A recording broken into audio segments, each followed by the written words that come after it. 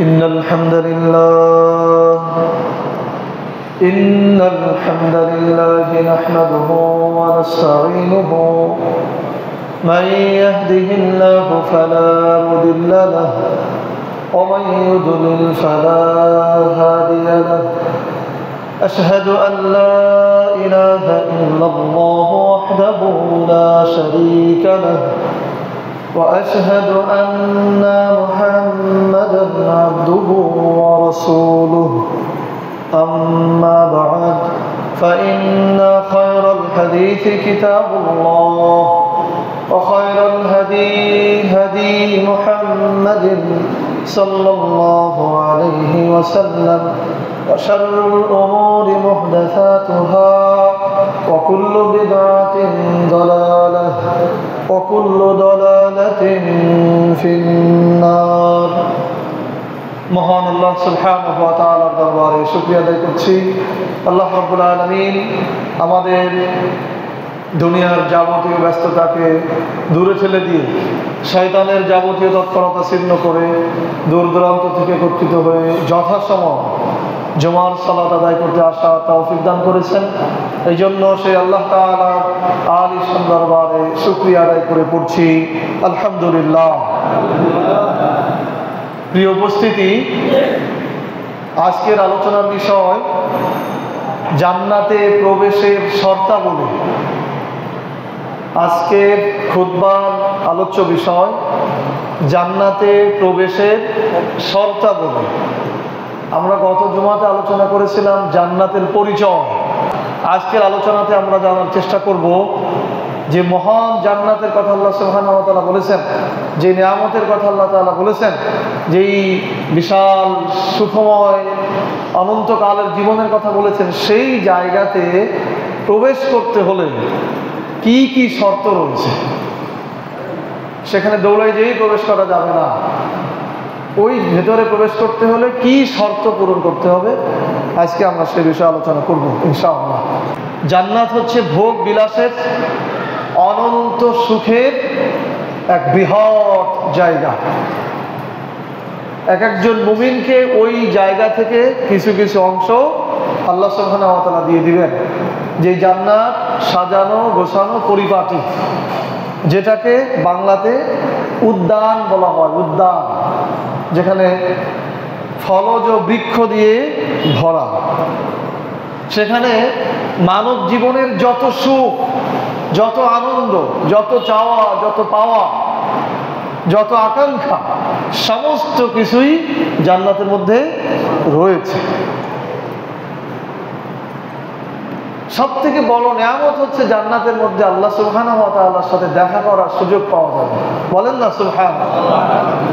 যে আল্লাহর জন্য এত কিছু, যে আল্লাহর জন্য জীবন পর্যন্ত বাজি রাখতে হয়, তো সেই আল্লাহর সাথে সাক্ষাৎ হবে জান্নাতের মধ্যে গেলে। সুবহানাল্লাহ। তো এই জান্নাতে আল্লাহ সুবহানাহু ওয়া তাআলার সাথে দেখা করার সুযোগ রয়েছে।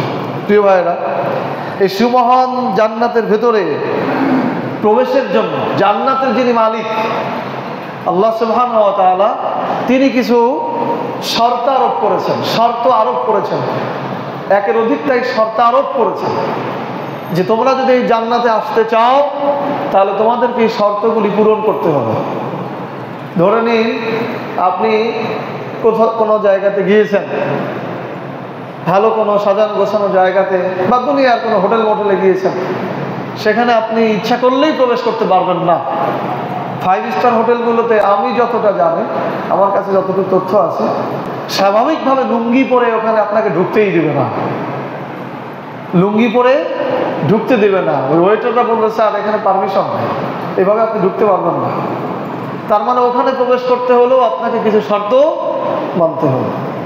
ঠিক একইভাবে জান্নাতে প্রবেশ করতে গেলেও আপনাকে শর্ত পূরণ করতে হবে। আল্লাহ সুবহানাহু ওয়া তাআলা বলেছেন, আম হাসিবতুম আন তাদখুলুল জান্নাহ ওয়া লাম্মা ইয়ালামিল্লাহুল্লাযীনা জাহাদু মিনকুম ওয়া ইয়ালামাস সাবিরিন। আম হাসিবতুম আন তাদখুলুল জান্নাহ, তোমরা কি মনে করে নিয়েছো জান্নাতে এমনিতেই প্রবেশ করবে? আল্লাহ বলছেন আম হাসিবতুম আন তাদখুলুল জান্নাহ, তোমরা কি মনে করো এমনিতেই জান্নাতে প্রবেশ করবা? অথচ আমি জানবো না, আমি জানবো না যে কারা আমার পথে জেহাদ করেছে, আমার পথে প্রচেষ্টা চালিয়েছে আমাকে পাওয়ার জন্য, আমার হাবিবকে পাওয়ার জন্য, আমার রসুলের সুন্নাহ পালনের জন্য, আমার দ্বীনকে প্রতিষ্ঠার জন্য কারা প্রচেষ্টা চালিয়েছে, কারা জেহাদ করেছে, এইটা আমি জানবো না, তার আগেই জান্নাতে চলে যাবো। এবং এই আমাকে পাওয়ার জন্য, আমার রসুলের সুন্নাহকে পালনের জন্য, আমার দ্বীন প্রতিষ্ঠার জন্য তুমি যে বিপদ সংকুল পথ পাড়ি দেবে, সে অবস্থায় তুমি ধৈর্য ধারণ করেছো কিনা এইটা জানার আগেই কি তুমি জান্নাতে চলে যাবা? বলছেন আল্লাহ সুবহানাহু ওয়া তাআলা সূরা ইমরান আয়াত নম্বর 142। এই ধরনের আয়াতের মাধ্যমে আমরা বুঝতে পারি যে জান্নাতে প্রবেশ করতে হলেও কিছু শর্ত পূরণ করতে হবে। বোঝার জন্য বলছি, ধরে নেন জান্নাতের প্রাচীর দিয়ে ঘেরা, জান্নাতটা প্রাচীর দিয়ে ঘেরা, একটা বিশাল গেট আছে। ওই গেটের যে কোনো জায়গাতে সামনে পাশে প্লাকার্ড বা সাইনবোর্ড, বোঝেন সাইনবোর্ড তো নিশ্চয়ই বোঝার কথা, প্লাকার্ড বা সাইনবোর্ডে লেখা আছে জান্নাতে প্রবেশ করতে হলে এই শর্ত পূরণ করতে হবে। এই শর্ত পূরণ করা ছাড়া জান্নাতে প্রবেশ করা যাবে না। এটা তো সাধারণ বিষয়, যে কোনো জায়গাতেই আপনার কিছু শর্ত পূরণ করতে হবে। আপনি চাকরি করতে যান বা আপনি কোনো জায়গায় ভোগ দখল করতে যান, আপনার যে শর্ত রাষ্ট্র থেকে দেওয়া হবে সেটা পূরণ না করলে আপনি সেটা পাবেন না। প্রিয় উপস্থিতি, কোরআন হাদিসের যতটুকু ইলম আমার আছে, মোটামুটি আমি যতটুকু বুঝেছি, এবং আমাদের থেকে বিখ্যাত বিখ্যাত যারা মুফাসসির, মুহাদ্দিস, ইমাম, ফকিহ, তাদের গবেষণা মতে জান্নাতে প্রবেশের প্রধান শর্ত হচ্ছে তিনটি। জান্নাতে প্রবেশের প্রধান শর্ত তিনটি। ধরে নিন ওই জান্নাতের গেটের সামনে যে প্লাকার্ড আছে ওখানে লেখা আছে জান্নাতের প্রধান শর্ত কয়টি? তিনটি। এক নম্বর শর্ত হচ্ছে শিরক মুক্ত ঈমান। এক নম্বর শর্ত, প্রধান শর্ত, প্রথম শর্ত, সব থেকে জরুরত শর্ত, শিরক মুক্ত ঈমান। দুই নম্বর শর্ত হচ্ছে বেদাত মুক্ত আমল। দুই নম্বর শর্ত হচ্ছে বেদাত মুক্ত আমল। তিন নম্বর শর্ত হচ্ছে গুনাহ মুক্ত কলব বা আত্মা। গুনাহ মুক্ত কলব বা আত্মা। তাহলে জান্নাতে প্রবেশের প্রধান শর্ত তিনটি। এক নম্বর শিরক মুক্ত ঈমান, শিরক মুক্ত আল্লাহর প্রতি বিশ্বাস। দুই নম্বর হচ্ছে বেদাত মুক্ত আমল, বেদাত মুক্ত আমল। তিন নম্বর হচ্ছে গুনাহ মুক্ত কলব। এই তিনটি শর্ত হচ্ছে জান্নাতে প্রবেশের জন্য প্রত্যেক মানুষের জন্য প্রযোজ্য। যদি আমি, আপনি বা কোনো মানুষ এই তিনটি শর্ত পূরণ করতে পারে, তাহলে তখন তাকে উদ্দেশ্য করে ওই জান্নাতের গেট থেকে বলা হবে উদখুলুহা বিসালাম, উদখুলুহা বিসালাম। তার মানে এখানে শান্তির সাথে প্রবেশ করো। বলেন না সুবহানাল্লাহ। আমরা চাই না এই তিনটা শর্ত পূরণ করতে? চাই ইনশাআল্লাহ। আজকের আলোচনায় আমরা সংক্ষিপ্তভাবে এই তিনটি শর্ত নিয়ে আলোচনা করব। এর এক একটি শর্ত নিয়েই বৃহৎ আলোচনার প্রয়োজন রয়েছে, কিন্তু সময় স্বল্পতার কারণে আমরা সংক্ষিপ্ত আলোচনা করব। ভবিষ্যতে যদি সময় পাই তাহলে এক একটা শর্তের উপরেই আমরা ইনশাআল্লাহ আলোচনা করব। প্রিয় ভাইরা, আমরা তিনটি শর্ত বলেছিলাম, 1, 2, 3 করে, কিন্তু আপনাদের বোঝার স্বার্থে এবং পরবর্তীতে আরো ভাইয়েরা আসবে তাদের বোঝানোর জন্য আমি প্রথম শর্তটি পরে বলব, যেটা বেশি জরুরত। এজন্য আমরা 3 নম্বর থেকে শুরু করব। 3 নম্বর শর্ত হচ্ছে গুনাহ মুক্ত কলব বা আত্মা। জান্নাতে প্রবেশের জন্য গুনাহ মুক্ত কলব বা আত্মার প্রয়োজন রয়েছে। অর্থাৎ যে ব্যক্তি তার কলবকে, আত্মাকে গুনাহমুক্ত রাখতে পারবে, গুনাহমুক্ত করতে পারবে, সে জান্নাতে প্রবেশের জন্য প্রযোজ্য হবে। বলেন সুবহানাল্লাহ। জান্নাতে প্রবেশের জন্য তার আত্মাকে পাপ মুক্ত রাখতে হবে। তাহলে জানতে হবে আত্মা কিভাবে পাপী হয়। আত্মা পাপী হওয়ার যে মৌলিক কারণগুলো হচ্ছে লোভ, হিংসা, অহংকার, অতিরিক্ত রাগ, অতিরিক্ত ক্রোধ। লোভ, হিংসা, অহংকার, অতিরিক্ত ক্রোধ আর আল্লাহ সুবহানাহু ওয়া তাআলা বৃহৎ যেই গুনাহগুলি থেকে বিরত থাকতে বলেছেন, যেমন ব্যভিচার বা অন্যান্য যে বড় বড় ধরনের যে গুনাহগুলি থেকে বিরত থাকতে বলেছেন, এই কাজগুলি করলে তার আত্মা কলুষিত হয়ে যায়, তার আত্মা গুনাহ যুক্ত হয়ে যায়। তাহলে আমাকে আপনাকে যদি কলবকে পবিত্র রাখতে হয়, আত্মাকে পরিশুদ্ধ করতে হয়, তাহলে নিজেকে লোভ থেকে দূরে সরায় রাখতে হবে, নিজেকে হিংসা থেকে দূরে সরাতে হবে, অহংকার থেকে দূরে সরাতে হবে, ক্রোধ থেকে দূরে সরাতে হবে। তাহলে আমরা আমাদের আত্মাকে গুনাহমুক্ত রাখতে পারব। এখন যেহেতু আমরা মানুষ, কিছু পাপ হয়ে যেতে পারে, এটা অস্বাভাবিক কিছু নয়। তখন কি করতে হবে? তাওবার মাধ্যমে আমাদের সেই পাপগুলিকে মুছে ফেলতে হবে। আল্লাহ সুবহানাহু ওয়া তাআলা বলেছেন, যে কেউ গুনার পরে যদি সত্যিকারে তাওবা করে, তাহলে আমি তার গুনাহগুলিকে মাফ করে দিয়ে ওই সাদা জায়গা সওয়াব দ্বারা পরিপূর্ণ করে দিই। বলেন সুবহানাল্লাহ। তাহলে আত্মা কলুষিত হয় কিভাবে? লোভ, হিংসা, অহংকার, ক্রোধ আর বড় গুনার মাধ্যমে। আর আত্মা পবিত্র হয় কিসের মাধ্যমে? এই গুনাহগুলি থেকে বিরত থেকে বেশি বেশি আল্লাহর কাছে তওবা করে নিজের আত্মাকে পবিত্র করা যায়। যদি এভাবে আমরা করতে পারি, তাহলেই আমরা 3 নম্বর শর্ত পূরণ করতে পারবো এবং আল্লাহ তাআলা আমাদের জন্য জান্নাত দিবেন। আল্লাহ সুবহানাহু ওয়া তাআলা বলেছেন, ইয়াউমা লা ইয়ানফাউ মালু ওয়ালা বানুন ইল্লা মান আতাল্লাহা বিকলবিন সালিম ওয়া উসলিফাতিল জান্নাতু লিল মুত্তাকিন। আল্লাহ বলছেন, ইয়াউমা লা ইয়ানফাউ মালু ওয়ালা বানুন, সেই দিন কারো সম্পদ এবং সন্তান কোনো কাজে আসবে না। ইয়াউমা লা ইয়ানফাউ মালু ওয়ালা বানুন ইল্লা মান আতাল্লাহা বিকলবিন সালিম, সেদিন তারই উপকারে আসবে, সেই উপকৃত হবে যার কল্পটা হবে সালিম, যার কল্পটা হবে পবিত্র, যার আত্মা হবে পরিশুদ্ধ, সেই সেদিন উপকৃত হবে। ওয়া উজলিফাতিল জান্নাতু লিল মুত্তাকিন, আর তার জন্যই সেদিন জান্নাতকে উন্মুক্ত করে দেওয়া হবে। বলেন সুবহানাল্লাহ।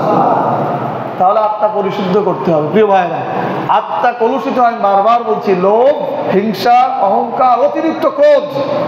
আমাদের মুমিন ভাইদের মধ্যেও কিন্তু একটা সমস্যা আছে, ইলমেরও একটা অহংকার আছে। কি আছে? আমি অনেক জানি, এটা একটা অহংকার। এটাও আপনার আমার আত্মাকে কলুষিত করে দিতে পারে। আল্লাহ রাসূল বলেছেন, আল্লাহ তাআলা বলেছেন, মানুষকে ঠোঁটের মাথায় যেমন পানি, যতটুকু পানি, এতটুকু ইলম দিয়ে সৃষ্টি করা হয়েছে। কাজে অহংকার করার কোনো সুযোগ নেই। আবার আরো বিষয় আছে, আমরা অনেক সময় হকের অহংকার করি। হক, আমি হক, আমি সবার থেকে ভালো, এটাও এক প্রকার অহংকার। মৃত্যু না হওয়া পর্যন্ত, আপনি যতক্ষণ না পর্যন্ত কালেমার উপরে মৃত্যুবরণ না করছেন, আপনি দাবি করতে পারেন না যে আমি হক। কথা কি পরিষ্কার? এই হকের অহংকার থেকেও আমাদেরকে দূরে আসতে হবে।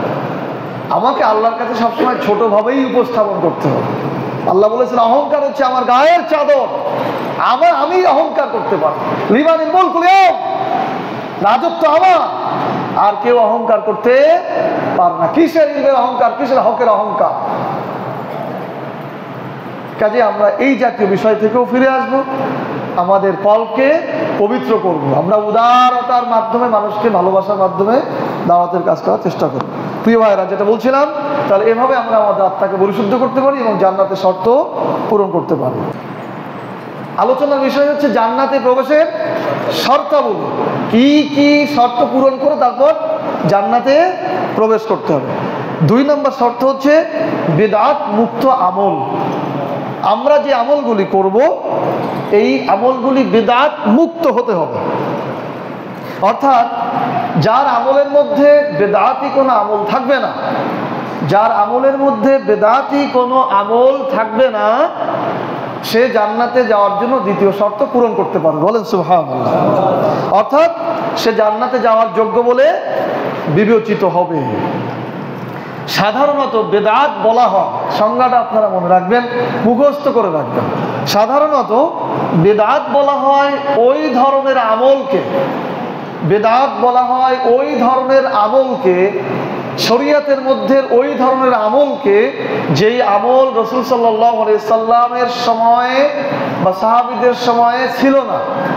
কোরআনে আল্লাহ সুবহানাহু ওয়া তাআলা নির্দেশ দেননি, সাহাবায়ে রাসূল সাল্লাল্লাহু আলাইহি সাল্লাম নির্দেশ দেননি বা করেননি বা করার অনুমোদন দেননি বা সাহাবীরাও করেননি। এরকম কোনো কাজ বা কোনো আমল যদি নাকি আমি আপনি কেউ তৈরি করে মনে করি যে এটাতেও সব আছে, তাহলে ওইটা হচ্ছে বেদাতি আমল। সংজ্ঞা পরিচয় কি আপনারা বুঝতে পেরেছেন? তো এইরকম বেদাতি আমল যদি আমার আপনার মধ্যে না থাকে, তাহলে জান্নাতে প্রবেশের 2 নম্বর শর্ত পূরণ করা যাবে। যেমন ধরুন, আমি একটা উদাহরণ দেব যাতে উদাহরণ দিলে বুঝতে সুবিধা হয়। মনে করেন কেউ মনে করলো মাজারে সিন্নি দেওয়াটা সওয়াবের কাজ। এইটা রাসূল সাল্লাল্লাহু আলাইহি ওয়াসাল্লাম করতে বলেননি, আল্লাহ করতে বলেননি, কোরআন হাদিসে পাওয়া যায় না, সাহাবীরা করেননি। এখন আমরা যদি এইটাকে সওয়াবের উদ্দেশ্য মনে করে করি, তাহলে ওইটা হবে বেদাতি আমল। কথা কি পরিষ্কার? এর সাথে আরো অনেক উদাহরণ আছে, এটা আপনারা আস্তে আস্তে জেনে নেবেন, ইমাম সাহেবদের কাছ থেকে জেনে নেবেন, প্রতিদিন 2-4টা করে, তাহলে একদিনে শুধু এক বিষয় নিয়ে আলোচনা করতে হবে। এখন বেদাতটার বিষয় কিন্তু খুবই ভয়াবহ। বেদাতের ব্যাপারে বেশ কিছু স্পষ্ট হাদিস রয়েছে। যেমন আয়েশা রাদিয়াল্লাহু তাআলা আনহা থেকে বর্ণিত হাদিস, মান আহদাসা ফি আমরিনা হাদা মা লাইসা ফিহি ফাহুয়া রাদ্দ। আয়েশা রাদিয়াল্লাহু তাআলা আনহা বলছেন, রাসূল সাল্লাল্লাহু আলাইহি ওয়াসাল্লাম বলেছেন, আমাদের দ্বীনের মধ্যে নেই এমন কিছু যদি কেউ তৈরি করে, তাহলে সেটা প্রত্যাখ্যান করা হবে। বুখারী শরীফ সন্ধি অধ্যায় হাদিস। আমাদের দ্বীনের মধ্যে নেই, আমরা দিইনি, কিন্তু লোকেরা সেটা তৈরি করে করছে, এটা কি করা হবে? প্রত্যাখ্যান করা হবে। রাসূল সাল্লাল্লাহু আলাইহি ওয়াসাল্লাম বলেছেন, আলা ইন্নাহু ইউজাউ বিরিজালিন মিন উম্মতি ফায়ুখাদু বিহিম জাতিশ শিমাল ফায়াকুলু ইয়া রাব আসহাবি ফায়াকালা লা তাদরি মা আহদাস বা'দাক। আল্লাহ রাসূল বলছেন, হাসরের মাঠে একদল লোককে, আমার উম্মতের মধ্য থেকে একদলকে বাম দিক থেকে ধরে নিয়ে যাওয়া হয়। তখন আমি আল্লাহকে বলবো, ইয়া রাব আসহাবি, এটা তো আমারই সাথী, এদেরকে নিয়ে যাচ্ছেন কেন? মানে বাম দিক থেকে নিয়ে যাওয়া মানে জাহান্নামের দিকে নিয়ে যাওয়া। তখন আল্লাহ তাআলার পক্ষ থেকে বলা হবে, লা তাদরি, আপনি জানেন না, মা আহদাসু বা'দাক, আপনি চলে আসার পর এরা দিনের মধ্যে অনেক নতুন নতুন জিনিস সৃষ্টি করে ফেলেছে, এই জন্য তাদেরকে জাহান্নামের দিকে নিয়ে যাওয়া হচ্ছে। বুখারী শরীফ তাফসীর অধ্যায় হাদিস। আরো একটি হাদিস শোনেন, ফামান আহদাসা হাদাসান আও মুহদিসান ফাআলাইহি লানাতুল্লাহ ওয়াল মালায়েকা ওয়ান নাস আজমাইন লা ইউকবালু মিনহু আদলু ওয়ালা সারফুন। রাওয়াহুল বুখারী। রাসূল সাল্লাল্লাহু আলাইহি ওয়াসাল্লাম বলছেন, ফামান আহদাসা হাদাসান আও মুহদিসান, যে ব্যক্তি নিজে বিদআত করলো, নতুন একটা আমল তৈরি করলো, আও মুহদিসান, এবং ওই রকম বেদাতিকে আশ্রয় দিল, যে করলো এবং ওই রকম একজন বেদাতিকে সে সম্মান করলো বা সুযোগ দিল, ফাআলাইহি লানাতুল্লাহ, তার উপরে আল্লাহর লানত, ওয়াল মালায়েকা, ফেরেশতাদের লানত, ওয়ান নাস আজমাইন, সকল মানুষের তার উপর লানত, লা ইউকবালু মিনহু আদলু ওয়ালা সারফুন, এবং তার কোনো ফরজ এবং নফল ইবাদত গ্রহণযোগ্য হবে না। বুখারী শরীফ জিহাদ অধ্যায় হাদিস। তাহলে বেদাতটা কত ভয়াবহ, চিন্তা করেছেন? যে বেদাত যদি কেউ করে বা এটাকে সমর্থন দেয় বা এটাকে প্রচলন ঘটায়, তার উপরে আল্লাহর লানত, ফেরেশতাদের লানত, গোটা মানব জাতির লানত, এবং তার ফরজ এবং নফল কোনো ইবাদত গ্রহণযোগ্য হবে না। একটি প্রশ্ন হচ্ছে, বেদাত কি এমন বিষয় একটা আমল করতেই পারে একজন, এটা এত ভয়ঙ্কর হলো কেন? তা ফরজ এবং নফল পর্যন্ত গ্রহণযোগ্য হবে না কেন? হবে না এই কারণে যে শরীয়ত প্রণেতা হচ্ছেন আল্লাহ সুবহানাহু ওয়া তাআলা, আর বাস্তবায়ন করেছেন রাসূল সাল্লাল্লাহু আলাইহি ওয়াসাল্লাম। এবং বাস্তবায়ন ঘটানোর পরে আল্লাহ তাআলা মক্কা বিজয়ের সময় বলেছেন, আল ইয়াউমা আকমালতু লাকুম দীনাকুম ওয়া আতমামতু আলাইকুম নি'মাতি ওয়া রাদিতু লাকুম ইসলাম দীনা। আজকে আমি তোমাদের জন্য আমার নিয়ামতকে পরিপূর্ণ করে দিলাম, ইসলামকে পরিপূর্ণ করে দিলাম, দিন হিসাবে, জীবন ব্যবস্থা হিসাবে ইসলামকে তোমাদের জন্য করে দিলাম, মানে কোনো কিছু আর বাকি নেই। রাসূল সাল্লাল্লাহু আলাইহি ওয়াসাল্লাম সাহাবীদেরকে উদ্দেশ্য করে বলেছিলেন, আলা হাল বাল্লাগতু, আমি কি তোমাদের কাছে পৌঁছিয়েছি? আল্লাহর পক্ষ থেকে যা কিছু এসেছে আমি কি তোমাদের কাছে পৌঁছাতে পেরেছি? তখন সহস্রাধিক সাহাবী উত্তর দিয়েছিলেন, ক্বালু বালা, নাম, হ্যাঁ আপনি পৌঁছিয়েছেন। তাহলে আল্লাহ পূর্ণ করে দিলেন, রাসূলও পৌঁছাই দিলেন। যত আমল কিভাবে কোনটা করতে হবে সবকিছু রাসূল কি করেছেন? শিখিয়ে দিয়েছেন। এরপরে যখন আমি আরেকটা তৈরি করছি, তার মানে রাসূল আমাদের কাছে প্রচার করে জানলেন, অথবা রাসূল এটা করতে ভুলে গেছিলাম, তার মানে আমি রাসূলের থেকে বেশি বুঝলাম। এই বেশি বুঝার কারণেই অপরাধটা বেশি। কথা কি পরিষ্কার হয়েছে আপনার কাছে? কাজেই বেদাত থেকে আমাদেরকে দূরে সরে আসতে হবে। প্রিয় ভাইরা, যদি আমরা আমাদের আমলকে বেদাত থেকে মুক্ত করতে পারি, তাহলে আমরা জান্নাতে যাওয়ার দ্বিতীয় শর্ত পূরণ করতে পারবো এবং আমরা জান্নাতে প্রবেশের অধিকার পাবো। আল্লাহ তাআলা আমাদেরকে তৌফিক দান করুন, আমিন। আমার কথা কি বোঝা যায়? বুঝতে পারতেছেন? মাশাআল্লাহ, জাযাকাল্লাহ খাইর। জান্নাতে প্রবেশের শর্ত নম্বর 1, জান্নাতে প্রবেশের শর্ত নম্বর 1, আমরা এটাই প্রথমে বলার কথা ছিল, কিন্তু প্রয়োজনের তাগিদে আবার ফিরাই নিয়ে আসছি। আপনারা আমার কি হন বলতে পারেন? এই পিছনে আনলাম কেন? আপনার আর আমার সাথে সম্পর্কটা কিসে? দ্বীনি ভাই। আমি আপনার ভাই, আপনি আমার ভাই। এই যে ফিলিস্তিন নিয়ে অনেক কিছু হচ্ছে না, এখানে আমি ইহুদি খ্রিস্টানদের প্রতি যতটা ক্ষিপ্ত না, ততটা আমাদের পৃথিবীতে 57টা মুসলিম দেশ আছে, এই মুসলিম দেশের প্রেসিডেন্টদের প্রতি আমি ততটা, তার থেকে বেশি ক্ষিপ্ত। কেন জানেন? ইহুদি খ্রিস্টানরা যে কাজ করতেছে এটাই ওদের করার কথা। আমি আগের একদিন বলেছিলাম, মুসলিমদের জাত শত্রু হচ্ছে ওরা। যে যতই বলুক ভূখণ্ড নিয়ে যুদ্ধ, হামাসকে নিয়ে যুদ্ধ, বিষয়টা তা নয়। আসলে আসলে ধর্ম নিয়ে যুদ্ধ, আসলে দ্বীন নিয়ে যুদ্ধ। মুহাম্মদ সাল্লাল্লাহু আলাইহি সাল্লাম ওদের পরে আসছে না। আমরা যে মুসলিম, আগে ইহুদি ছিল, খ্রিস্টান ছিল, তারাও আহলে কিতাব না। আমরা তো একটু পরে আসছি। ওরা আমাদেরকে ভুইফোর মনে করে। ইহুদি খ্রিস্টান আমাদেরকে কি মনে করে? ভুইফোর। যে ওরা নতুন করে এসে একটা দিন শুরু করে কোটি কোটি মানুষে আমাদের দিন থেকে কি সরাই নিয়ে গেছে। এই জন্য ওরা চিন্তা করে সারা বিশ্বব্যাপী মুসলিমদেরকে শেষ করে দেবে। আর যদি তা নাও পারি, আদর্শে চরিত্রে যেন আমাদের মতো হয়ে যায়।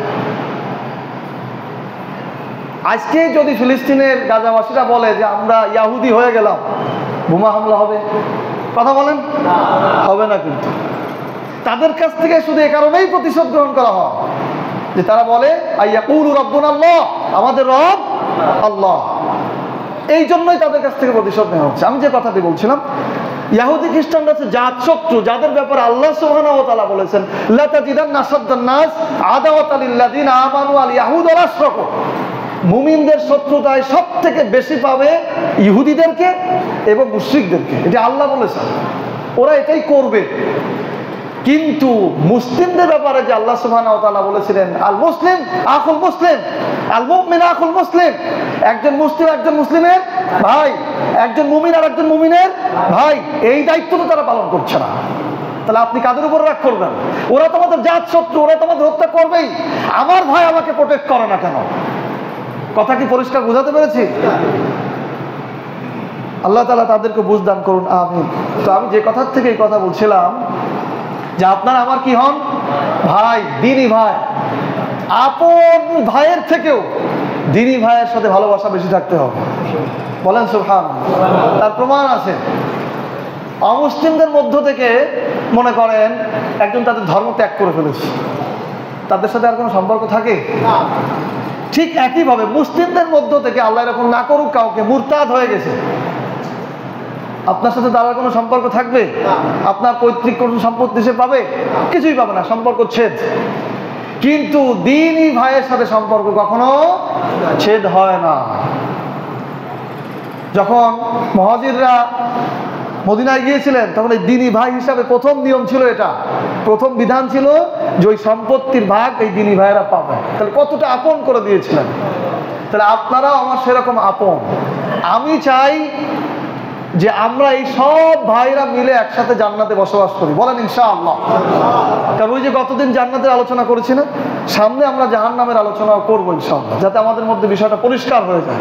এই যে আমরা এখানে যারা আছি, আমরা সবাই চাই আমরা একসাথে জান্নাতে থাকবো। আপনারা আমার ভাই, এই জন্যই বিষয়গুলি উপস্থাপন করা। এখানে কোন রকম কাউকে ছোট করা, কাউকে আঘাত করা, কারো দলকে ছোট করা, এরকম কোনো চিন্তা আমার মাথার মধ্যেই নাই। কারণ আমরা তো মুসলিম, আমরাই একটা দল, এখানে অন্য কিছু থাকার কথা না। কিন্তু ষড়যন্ত্রে পড়ে আমরা এরকম হয়ে গেছি। এই ষড়যন্ত্রও করেছিল কারা? ওই ইহুদি খ্রিস্টান ব্রিটিশরা। যখনই মক্কা বিজয় হয়েছিল, তখনই কি সারা পৃথিবীর সব মুসলিম ইসলাম গ্রহণ করেছিল? করে নাই। তখন ইহুদি খ্রিস্টানরা ছিল না। তখন থেকেই তারা ষড়যন্ত্র করেছে, পরিকল্পনা করেছে কিভাবে আবারও আমরা এই রাজত্ব ফিরে পাই। 30 বছর পর্যন্ত পারে নাই, তারপরও ওমর রাদিয়াল্লাহু তাআলা আনহুকে তারা হত্যা করেছে, ওসমান রাদিয়াল্লাহু তাআলা আনহুকে হত্যা করেছে, আলী রাদিয়াল্লাহু তাআলা আনহুকে হত্যা করেছে। এর প্রত্যেক হত্যার পেছনে তারাই জড়িত ছিল। এরপরে দীর্ঘ বছর ধরে ষড়যন্ত্র করে এই জাতীয়তাবাদ আমাদেরকে শিক্ষা দিয়েছে, বলেছে তোমরা তো বাংলাদেশে, ও ফিলিস্তিনে যা হচ্ছে হোক, তোমরা তোমাদের রাষ্ট্র নিয়ে থাকো। এই জাতীয়তাবাদ শিখাইছে ওই আমেরিকা, ওরাই আমাদেরকে শিখায় পুরো পৃথিবীর দেশ দেশ ভাগ করে দিয়েছে। দেখেন না, কোনো দেশ কোনো কথা বলে না, কারণ আমাদের লিডারদের মাথার মধ্যে জাতীয়তাবাদ ঢুকাই দিয়েছে।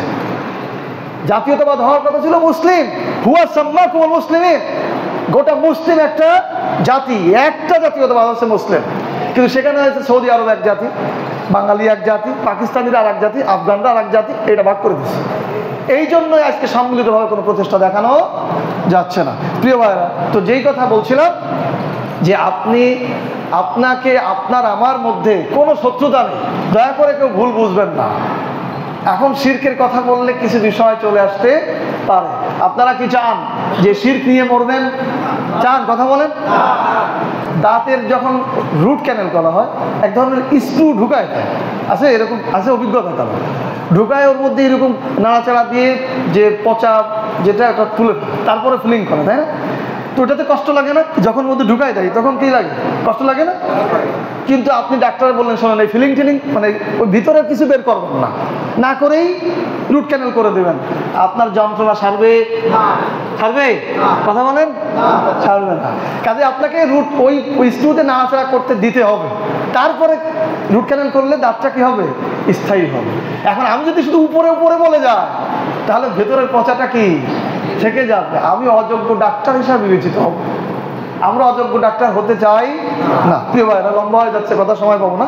জান্নাতে প্রবেশের শর্তাবলী আলোচনা।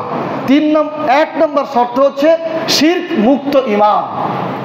1 নম্বর শর্ত হচ্ছে শিরক মুক্ত ঈমান, অর্থাৎ আল্লাহর জন্য অংশীদার মুক্ত বিশ্বাস, আল্লাহর সাথে আর কেউ নেই, এইরকম অংশীদার মুক্ত বিশ্বাস হচ্ছে শিরক মুক্ত ঈমান। এইরকম যদি শিরক মুক্ত ঈমান বা বিশ্বাস থাকে, তাহলে আপনি জান্নাতের যে 3 নম্বর শর্ত আছে, 1 নম্বর যে শর্ত আছে, এই শর্ত আপনি পূরণ করতে পারবেন আর জান্নাতে প্রবেশ করতেও পারবেন। যদি আপনি এই শর্ত পূরণ করতে না পারেন, তাহলে জান্নাতে প্রবেশ করতে পারবেন না। প্রিয় ভাইরা, রাসূল সাল্লাল্লাহু আলাইহি ওয়াসাল্লাম বলেছেন বাশশারানি আন্নাহু, বাশশারানি মানে আমাকে সুসংবাদ দেওয়া হয়েছে, আন্নাহু যে মাম্মাতা মিন উম্মতি, আমার উম্মতের মধ্যে যে মারা গেল, লা ইউশরিক বিল্লাহ শাইয়া, সে আল্লাহর সাথে কোনো প্রকার শরীক করে নাই, দাখালাল জান্নাহ, সে জান্নাতে প্রবেশ করবে। বলেন সুবহানাল্লাহ। বুখারী শরীফ জানাজা অধ্যায়ের হাদিস। তাহলে আল্লাহর সাথে শরীক না করলেই জান্নাতে প্রবেশ করা যাবে। প্রিয় হাজিরিন, শিরক মানে হচ্ছে কাউকে কারো অংশীদার করে দেওয়া। শিরক মানে কি? কাউকে কারো অংশীদার করে দেওয়া, কাউকে কারো সমান করে দেওয়া। উদাহরণস্বরূপ ধরেন, মানুষ যা পারে গরুও তাই পারে। মানুষ যা পারে গরুও তাই পারে। তার মানে কি? গরুকে আপনি মানুষের সমান করে দিলেন। কথা বুঝে শুনে উত্তর দিয়েন। মানুষ যা পারে গরুও কি তাই পারে, তাহলে আপনি গরুকে মানুষের সমান করে দিলেন। গরু আর মানুষের মধ্যে যে পার্থক্য, সেটা আর থাকলো না। এই যে গরু আর মানুষকে আপনি সমান করে দিলেন, এইটাই হচ্ছে মানুষের সাথে আপনি গরুকে শিরক করে দিলেন, অংশীদার সাব্যস্ত করে দিলেন। কিন্তু আসলে কি কাজটা ঠিক? গরুর সাথে আপনারা যদি বলে আপনিও যেমন গরুও তেমন, আপনি রেগে যাবেন কিনা? তাহলে আপনি যদি রেগে যান, তাহলে আল্লাহ সুবহানাহু ওয়া তাআলার সাথে যদি এরকম কাউকে সমান করে দেন, তাহলে আল্লাহ রাখবেন কিনা? সবাই একসাথে উত্তর দিবেন, কেউ মুখ বন্ধ করে থাকবেন না। আপনাকে যদি আঙ্গুল উঁচু করে বলা হয়, আমি আপনাকে বলছি না, উদাহরণস্বরূপ, যে আপনার গরুর মধ্যে কোনো পার্থক্য নেই, গরুও যেমন আপনিও তেমন, তাহলে আপনি খেপে যাবেন কিনা? তো ঠিক একইভাবে আপনার কাজে, আপনার কথায়, আপনার বিশ্বাসে যদি আপনি এটা প্রমাণ করেন যে আল্লাহ যেমন আর একজন মানুষও তেমন, তাহলে আল্লাহর সাথে এটা অংশীদার সাব্যস্ত করা হয়ে যায়, তাহলে আল্লাহ কি রেগে যাবেন না? কথা পরিষ্কার। শিরকের যে পরিচয় উদাহরণ দিচ্ছিলাম, পরিচয়টা কি? ঠিক একইভাবে আল্লাহর যে গুণ আছে, এই গুণ মানুষেরও আছে। আল্লাহ যা পাওয়ার অধিকার রাখেন, এই গুণ মানুষ বা অন্য, এই পাওয়ার অধিকার মানুষ বা অন্য কেউ পেতে পারে। আল্লাহ তাআলা যে হুকুম দিতে পারেন, সেই হুকুম মানুষ বা অন্য অন্য কেউ দিতে পারে, এইটা যদি মনে করেন বা কাজে পরিণত করেন, তাহলে আপনিও আল্লাহর সাথে শিরক করেন। তাহলে কি হলো? আল্লাহর যে গুণ আছে, মনে রাখবেন, আল্লাহর যে গুণ আছে সেই গুণ মানুষের মধ্যেও আছে। আল্লাহ যা পারে মানুষও তা পারে। আল্লাহর যে অধিকার আছে মানুষেরও সেই রকমই অধিকার আছে। আল্লাহ যে হুকুম বা বিধান দেন মানুষও সেরকম হুকুম বা বিধান দিতে পারে। তাহলে এইটা যদি আপনি বিশ্বাস করেন, বলেন, কাজে পরিণত করেন, তো এটা হচ্ছে আল্লাহর সাথে কি করা হয়? শিরক করা হয়। আর এই শিরকের ব্যাপারে আল্লাহ সুবহানাহু ওয়া তাআলা বলেছেন, ইন্নাহু মা ইউশরিক বিল্লাহ ফাকাদ হারামাল্লাহু আলাইহিল জান্নাহ ওয়া মাওয়াহুন নার। যে ব্যক্তি আল্লাহর সাথে শিরক করলো তার জন্য আমি জাহান্নামকে অবধারিত করে দেব আর জান্নাতকে নিষিদ্ধ করে দেব। বলেন নাউযুবিল্লাহ। সূরা মায়েদা আয়াত নম্বর ৭২। তাহলে আমরা কি এরকম শিরক করতে রাজি আছি? রাজি নেই। আল্লাহ তাআলা আমাদের হেফাজত করুন, আমিন। প্রিয় ভাইরা, শিরক, এই ধরনের শিরক প্রধানত দুই প্রকার। এই শিরক প্রধানত দুই প্রকার। এক নম্বর হচ্ছে আশিরক ফিল উলুহিয়াত। এক নম্বর শিরক হচ্ছে আশিরক ফিল উলুহিয়াত। দুই নম্বর হচ্ছে আশিরক ফিল রুবুবিয়াত। আশিরক ফিল উলুহিয়াত, আশিরক ফিল রুবুবিয়াত, এই হচ্ছে দুই প্রকার শিরক। অর্থাৎ ইলাহের ক্ষেত্রে শিরক, রুবুবিয়াতের ক্ষেত্রে শিরক।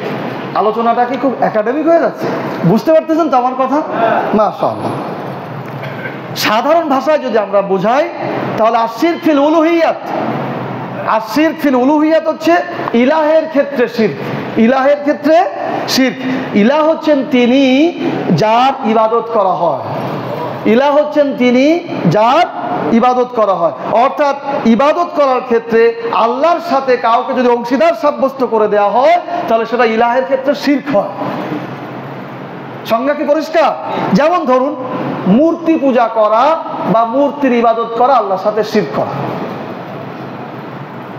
ধরুন, কবরে মাজারে সেজদা করা আল্লাহর সাথে শিরক করা। কারণ সেজদা পাওয়ার যোগ্য কে? আল্লাহ। সেটা যখন কবরে মাজারে দেওয়া হবে এটা শিরক হবে। ইবাদত পাওয়ার যোগ্য কে? আল্লাহ। সেটা যখন মূর্তির সামনে করা হবে সেটা শিরক হবে। গাছ বা পাহাড়ের সেজদা করা, গাছ বা পাহাড়ে সেজদা করা, এটা হচ্ছে কি? শিরক করা। আরেকটি শিরক হচ্ছে মানুষকে সন্তুষ্ট করার জন্য ইবাদত করা। মানুষকে সন্তুষ্ট করার জন্য কি করা? ইবাদত করা। আমরা কাকে সন্তুষ্ট করার জন্য ইবাদত করি? আল্লাহকে সন্তুষ্ট করার জন্য ইবাদত করি। কিন্তু আমরা যখন মানুষকে সন্তুষ্ট করার জন্য ইবাদত করব তখন মানুষ হয়ে যাবে আমার ইলাহ। আমি যদি এখানে দাঁড়ায় মনে করি যে আমি একটু সুর টুর ভালো করে দিলে মানুষ খুব ভালোবাসবে, তাহলে এটা আর আল্লাহর জন্য থাকলো না, এটা মানুষের জন্য হয়ে গেল, এটা শিরকে পরিণত হবে। প্রিয় ভাইরা, ইবাদত হতে হবে শুধুমাত্র একমাত্র আল্লাহর জন্য। আল্লাহ সুবহানাহু ওয়া তাআলা বলেছেন, ফাদউ মুখলিসিনা লাহুদ্দিন, তোমরা আমাকে ডাকো একেবারে একনিষ্ঠ হয়ে, এর মধ্যে কোনো অংশীদার থাকবে না, শুধু আমার জন্যই করবা। এভাবে যদি আমরা একমাত্র ইলাহের ইবাদত করতে পারি, একমাত্র আল্লাহর জন্য, তাহলে আমরা ইলাহের ক্ষেত্রে শিরক থেকে বিরত থাকব এবং ওই যে জান্নাতের যে শর্ত, সেই শর্ত আমরা পূরণ করতে পারবো ইনশাআল্লাহ, এবং জান্নাতে যাওয়ারও যোগ্য হব। আল্লাহ তাআলা আমাদেরকে তৌফিক দান করুন, আমিন। প্রিয় ভাইরা, সর্বশেষ যেটি বলবো, এই শেষে এসে বলছি এই কারণেই যে আমার আরো যে ভাইরা আসবে তারা যেন শুনে একটু কি বোঝে। আপনারা আমার ভাই না? আমি আপনাদের কি বলেন তো? খতিব সাহেব না, এটার দরকার নেই। আমি আপনাদের কি বলেন? ভাই। আমরা সবাই একসাথে কোথায় থাকতে চাই? জান্নাতে ইনশাআল্লাহ। প্রিয় ভাইরা, সর্বশেষ শিরকের যে প্রকারটি বলবো সেটি হচ্ছে আশিরক ফির রুবুবিয়াত। আশিরক ফির রুবুবিয়াত, সাধারণ ভাষায় আশিরক ফির রুবুবিয়াত হচ্ছে রবের ক্ষেত্রে শিরক। আল্লাহর প্রধান দুটি পরিচয়, এক হচ্ছে ইলাহ, এক হচ্ছে রব। ইলাহ হচ্ছে যার জন্য ইবাদত করা হয়, রব হচ্ছে যার হুকুম মেনে নিতে হয়। ইলাহ হচ্ছে যার জন্য নিচের থেকে ইবাদত পাঠানো হয়, আর রব হচ্ছে যার হুকুম উপর থেকে আসে নিচে মেনে নিতে হয়। তাহলে তিনি কে? আল্লাহ। আর শিরক ফির রুবুবিয়াত হচ্ছে রবের ক্ষেত্রে শিরক। রব হচ্ছেন তিনি যার হুকুম মেনে নেওয়া হয়। অর্থাৎ মানব জীবন পরিচালনার ক্ষেত্রে যিনি হুকুম ও আইন বিধান প্রণয়ন করেন, মানব জীবন পরিচালনার ক্ষেত্রে যিনি হুকুম বিধান আইন প্রণয়ন করেন, তিনি হচ্ছেন কে? রব। তিনি কি? রব। তিনি হচ্ছেন আল্লাহ। অতএব মানব জীবন পরিচালনার ক্ষেত্রে এখানেই কিন্তু আমাদের বুঝতে হবে, মানব জীবন পরিচালনার ক্ষেত্রে আল্লাহ তাআলা যে হুকুম বিধান দিয়েছেন সেটি মেনে নেওয়াই হচ্ছে রবের দাসত্ব করা বা রবের ইবাদত করা। অতএব মানব জীবন পরিচালনার যে সকল ক্ষেত্রে আল্লাহর আইন হুকুম রয়েছে, মানব জীবন পরিচালনার ক্ষেত্রে যে সকল ক্ষেত্রে আল্লাহর আইন হুকুম বিদ্যমান রয়েছে, সেই সকল ক্ষেত্রে যদি অন্য কোনো বিজ্ঞ মানুষের কোনো আইন, কোনো তত্ত্ব, কোনো বিধান মেনে নেওয়া হয়, তখন এই বিজ্ঞ লোকটিকে আল্লাহর সমান করে দেওয়া হয়। যদি ইতিপূর্বের সংজ্ঞাগুলো বুঝে থাকেন তাহলে এটাও বুঝেছেন যে গরু আর মানুষ দুটো কি সমান নয়। আল্লাহ তাআলা যেই ক্ষেত্রে বিধান দিয়েছেন, যেই ক্ষেত্রে মানব পরিচালনার জন্য আইন দিয়েছেন, সেই ক্ষেত্রে একজন বিজ্ঞ লোকও দিচ্ছেন। আমি বলেই ফেললাম, John Austin, Plato, Lord Cornwallis, Lord Mountbatten, এরা মনে করেন আইন দিয়েছে, আবার আল্লাহ তাআলাও কি আইন দিয়েছে। এখন আমরা আল্লাহ তাআলার জীবন পরিচালনার ক্ষেত্রে আল্লাহ যে আইন দিয়েছেন, ইনারা যে আইন দিয়েছে, আমরা যদি ইনাদের আইনটা মেনে নেই তাহলে ইনাদেরকে আল্লাহর সমান করে দেওয়া হয়। কথা কি পরিষ্কার? কাজেই ওই মানুষগুলো আমাদের রব হয়ে যায়। অথচ চন্দ্র, সূর্য, গ্রহ, নক্ষত্র কার কথায় চলে? আল্লাহর কথায় চলে। আমাদেরও তার কথাই চলার কথা। প্রিয় ভাই, ধরে নিন উদাহরণস্বরূপ আমরা বলছি, যেমন আদালত তথা বিচার ব্যবস্থা। এই আদালত বা বিচার ব্যবস্থার ক্ষেত্রে আল্লাহ সুবহানাহু ওয়া তাআলার আইন আছে না নেই? আইন আছে না নেই? আছে। ঠিক এই আদালত বা বিচার ব্যবস্থা প্রণয়নের ক্ষেত্রে মানুষেরও আইন দেওয়া আছে। কোনটা পরিচালিত হচ্ছে? তাহলে আপনার রবকে? কথা বলেন। মুখে বলছি আল্লাহ, কিন্তু কাজে তো সেটা হচ্ছে না। কাজে কিভাবে হচ্ছে দেখেন, চন্দ্র, সূর্য, গ্রহ, নক্ষত্র, আসমান, জমিন, নদী, সমুদ্র, পর্বত, পাহাড় কার কথায় চলে? আপনি সারা পৃথিবীর 800-700 কোটি মানুষ নিয়ে দোয়া করেন তো, যে এই দাও, চন্দ্রর কাছে প্রার্থনা করেন, চন্দ্র আমরা তোমার পূজা করি, নাউযুবিল্লাহ মিন যালিক, তুমি আজকে পূর্ব দিক থেকে উঠো। এ কথা কি সে শুনবে? কারণ সে কার কথা শুনে চলে? কার রব কে? আল্লাহ। কিন্তু আমাদের রব কিন্তু আল্লাহ নেই। কারণ আদালত, তাকে আল্লাহ বলেছেন তুমি কিয়ামতের আগ পর্যন্ত আমি যে নির্দেশনা দিয়েছি সেভাবেই চলবা।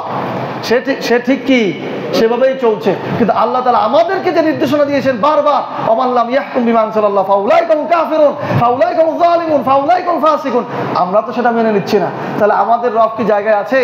নেই। প্রিয় ভাইয়েরা, আদালত ব্যবস্থা আল্লাহর আইন আছে, মানুষের আইন আছে, আমরা মানুষটা গ্রহণ করে নিয়েছি।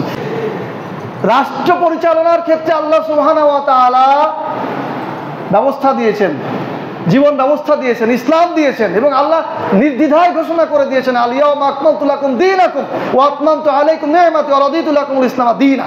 আমি তোমাদের জন্য ইসলামকে মনোনীত করে দিয়েছি, এটাতে আমি সন্তুষ্ট। তাহলে রাষ্ট্র পরিচালনা, পৃথিবী ভূখণ্ড পরিচালনার জন্য আল্লাহ তাআলা একটা আদর্শ দিয়েছেন, সেখানে মানুষেরাও কিছু আদর্শ দিয়েছে।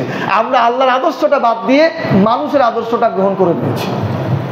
আমি বোঝার স্বার্থে ভাই হিসাবে বোঝানোর জন্য বলছি, মুসলিম জাতিকে বোঝানোর জন্য বলছি, সেই আদর্শ কি?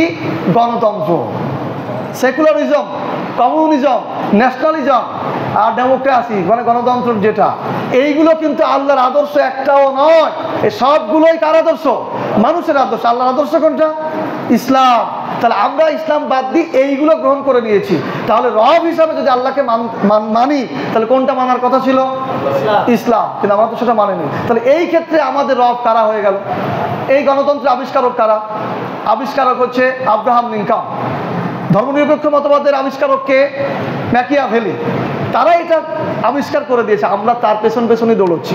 আজকে যে মুসলিমদের এই যে বিপদ, ওই যে একটু আগে যেটা বললাম জাতীয়তাবাদ, এটা ওই কারণেই হয়েছে, এই গণতন্ত্র সমাজতন্ত্রের কারণেই। আজকে ফিলিস্তিনের জন্য আমরা কিছু করতে পারছি না, কারণ প্রত্যেকটা দেশ আলাদা আলাদা অবস্থায়। রাজতন্ত্র, এটাও ইসলামের কোনো তন্ত্র না। সৌদি আরব, ওখানে রাজতন্ত্র, সেটাও কিন্তু ইসলামের কোনো বিষয় নয়। খেলাফত, এটাই হচ্ছে ইসলামের মৌলিক বিষয়।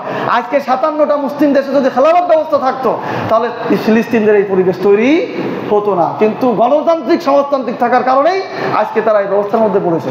আমরা বারবার বলছি পেপসি, কোকা কোলা বন্ধ করে দাও।